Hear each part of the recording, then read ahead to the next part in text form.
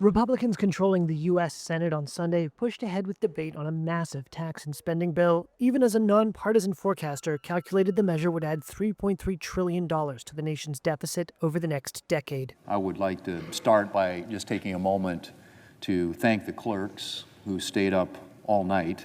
Republican Senate Majority Leader John Thune helped shepherd what President Donald Trump has dubbed the One Big Beautiful Bill. The One Big Beautiful Bill Act toward passage, despite stalwart Democratic opposition and the defections of two members of his own Senate faction.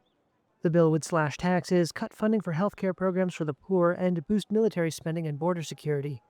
A version passed the U.S. House of Representatives last month, and some were already balking at the price tag. The Nonpartisan Congressional Budget Office, or CBO, on Sunday morning said the Senate version would cost an additional $800 billion.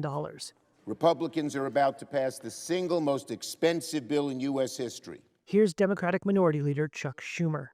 Look, Republicans can use whatever budgetary gimmicks they want to try and make the math work on paper, but you can't paper over the real-life consequences of adding tens of trillions to the debt.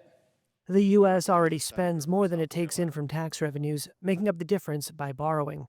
The debt already stands at more than $36 trillion.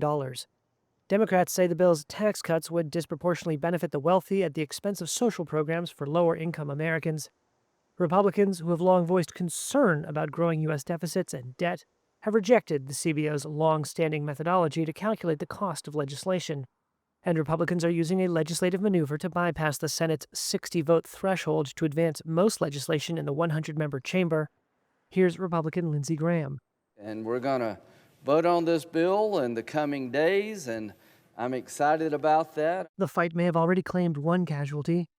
Senator Thom Tillis announced he will not be seeking re-election next year. He was one of two Republican senators to defy Trump and vote against proceeding with this bill. Tillis had said the measure would harm lower-income folks in his state of North Carolina. Trump threatened to back a primary challenger in retribution for Tillis's Saturday night vote against the bill.